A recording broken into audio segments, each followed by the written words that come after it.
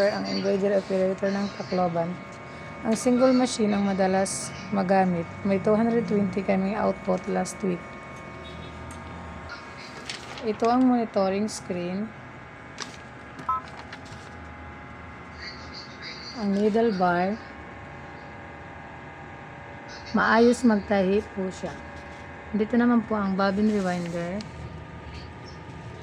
Dito naman po ang pilon. Ito naman po yung frame storage.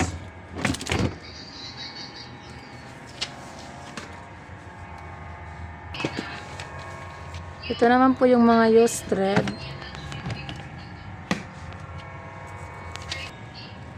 Ito naman po yung inventory checklist at maintenance report sa 4 heads.